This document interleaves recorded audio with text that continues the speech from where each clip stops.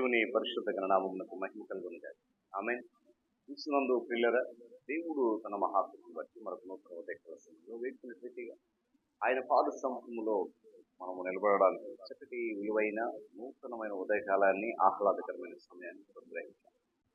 అందును బట్టి ప్రభు ఉన్నతమైన పరిశుద్ధ నామమునకు ఘనత, సమస్త మహిమ కలుగునుగాక. అనుదిన అభివృద్ధి ఉదయకాలపు ధ్యానాలు అనేటువంటి ఈ ఆధ్యాత్మిక కార్యక్రమం వేడుకను ఎదురు చూస్తున్నాం. అందరినీ క్రీస్తునందు ప్రియులు, దైవజనులు, స్నేహితులు, విశ్వాసులు, సహోదరులందరినీ ప్రేమతో ఆహ్వానిస్తున్నాం. రండి కలిసి ప్రభువును స్తుతి చేద్దాం, దేవుని వాక్యాన్ని ధ్యానిద్దాం, దేవుని దీవెన సమృద్ధిగా పొందుకుందాం. బైబిల్ సెగలోనే తెరచి చూడండి, లేని పక్షాన చదివిన మాట జాగ్రత్తగా వినండి, గ్రహించండి. నేటి దిన ధ్యాన వాక్యంగా మార్కు సువార్త 10వ అధ్యాయము 32వ వచనం నుండి ఒక మాటను నేను చదువుతా ఉన్నాను. యేసు వారికి ముందుగా నడుచుతుండగా వారు విస్మయముందిరి, వెంబడించు వారు భయపడిరి. దేవుడు తన పరిశుద్ధ లేఖన మాటను మనకు ప్రార్థన చేద్దామా? మహోన్నతుడు నీకు నూతన ఉదయకాల సమయం, ఆశ్చర్యకరమైనటువంటి కాపుదల, ఈ ఆధ్యాత్మిక కార్యక్రమం అనేకమైన బిడ్డలను మీరు సహాయపడుతుంది. ఈ కార్యక్రమం బలపరుతుంది, మరింత బలపరుస్తుంది, దీవెనతో నింపి ఆశీర్వాదాలు దయచి మేళలతో నింపి క్రీస్తునామం పెడతారుతున్నాం. ఆమె చాలా సంతోషం లేదా చదవని మాట చాలా జాగ్రత్తగా యేసుప్రభు వారికి ఆయన శిష్యులకు మధ్య జరిగినటువంటి సంగతి. ఆయన ప్రయాణమై వెళ్ళిపోతూ ఉన్నాడు యెరూషలేము. ఆయనను వీళ్ళందరూ కూడా వెంబడిస్తున్నారు. ఇక్కడ రాయబడినటువంటి జరిగిన సంఘటన ఏంటంటే, వ్యాకులత అనేది వారి హృదయాల్లో వచ్చింది అనే దానికి మనం ఆలోచన. ఎందుకంటే యేసు వారికి ఎక్కడ నడుస్తున్నాడు? ముందుగా నడుస్తున్నాడు. వారిని వెంబడించి వారు ఏం చేశారు? విస్మయం పొందారు. ఆయన వెనక వస్తున్న వారు భయపడ్డారు. రక్షకుడైనటువంటి ప్రధాన కాపురైనటువంటి ప్రభు మనం ముందు నడిస్తే ఎందుకు విస్మయం, ఎందుకు భయం కదా? ఆలోచించాలి.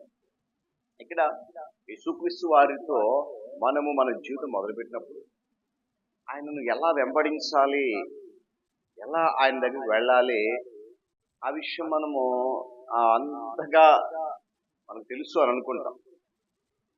అన్నీ విడిచిపెట్టి ఆయన పట్ల, ఆయన ఎడల మనకి ఎంత ప్రేమ ఉందో ప్రకటించడం అనేది మనకు చాలా ఆహ్లాదాన్ని ఇస్తుంది, ఆనందాన్ని ఇస్తుంది.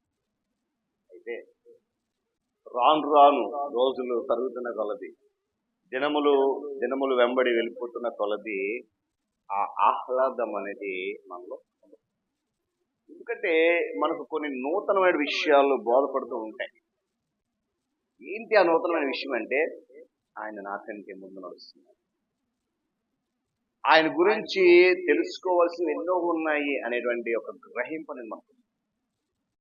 అందుకని అడిగారు, యేసు వారికి ముందుగా నడుస్తుండగా వారు విస్మయం. ఉదయకాల సమయంలో ప్రియ దేవుని బిడ్డలను గమనించండి. యేసు ప్రభు వారిలో ఎలాంటి ప్రభావం ఉంది అని అంటే, ఆయన ఎవరి హృదయములోకైనా కానీ సూటిగా చూడగలుగుతారు. ఆయన ఎవరిలోనైనా ఆధ్యాత్మికమైన ఆకలి దప్పులు కలిగించగలుగుతారు. చెకుముకు రాతు వంటి వర్ణనాతీతుడైనటువంటి యేసు ప్రభు వారు మన ముందు నడవడం అనేది మనలో విస్మయం కలిగజేస్తుంది. ఆయనలో మనకు తెలియని ఎన్నో ఉన్న విషయాలు. ఆయన కేవలం నాకు మిత్రుడు మాత్రమేనా, మనకి కేవలం మనకైన స్నేహితుడు మాత్రమేనా? అంతకంటే కూడా అది దేవుని స్తోత్రం చెప్పాలి. హల్లెలూయా.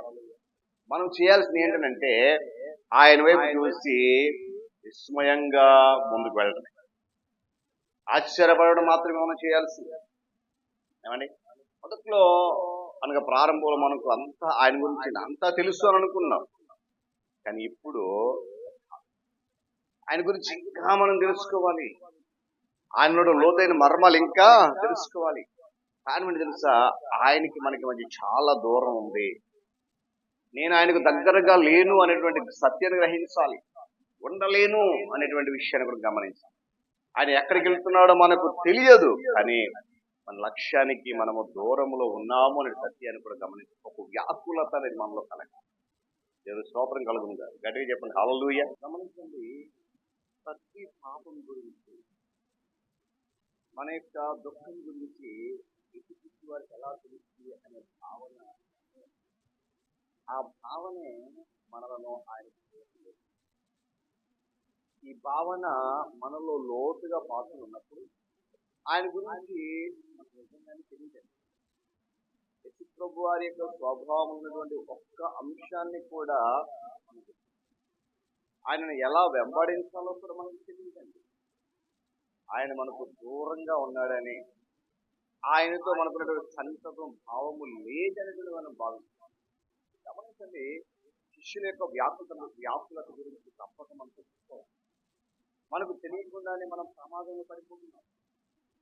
మనలో యేసుక్రీస్తు వారి పట్ల ఉన్నటువంటి అత్యుత్సాహం దృఢంగా ఉండాలని మనము గతములో ఆయన పట్ల చూపినటువంటి విధేయత, ఆయన కొరకు చేసినటువంటి త్యాగాలను మాటి మాటికి జ్ఞాపకం ఇస్తుంది. గమనించండి, అయితే వ్యాకులత మనలను ఆవరించినప్పుడు అది తొలగిపోయే వరకు వ్యాకులతను ఎప్పుడైతే సహిస్తావో అప్పుడు మాత్రమే యేసు ప్రభు వారిని నిజంగా వెంబడించే శక్తి మనలో ఉంది. ఆ శక్తి మాటల్లో చెప్పలేనంత అద్భుతమైన సంతోషం. వ్యాకులత వెంబడించే వారు భయపడ్డారు. ఏమండి, ముందుకు నడిచినప్పుడు వారు విస్మయం ఉండేది, భయపడ్డారు. అంటే ఆయన మన ముందునంటే ఏదో తెలుసుకోవాలి. ఈరోజు మన ప్రధాన కాపరి ప్రభు ముందుకు నడుస్తున్నాడు. మరి ఆయన వెంబడిస్తూ ఆ వ్యాకులత గురించి అన్ని ఎప్పుడైతే ఆ వ్యాకులత వచ్చిందో దాని గురించి ఓపిక పట్టి సహనంతో ఎప్పుడైతే ఆ వ్యాకులత సహిస్తావో అప్పుడు మాత్రమే ఆయన్ని వెంబడించడం శక్తి ఉంటుంది. ఆ శక్తి మనకు మాటలు చెప్పలేనంత కనుక ఆ సంతోషాన్ని పొందుకోవడానికి పరిశుద్ధాత్మ దేవుని సహాయం పొందాలి. దేవుని మాటలు చేద్దామా?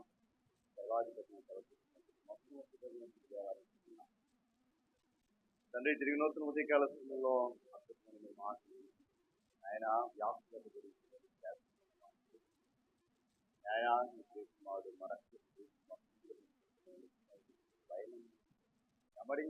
కానీ ఆయన వెంబడిస్తున్న మాట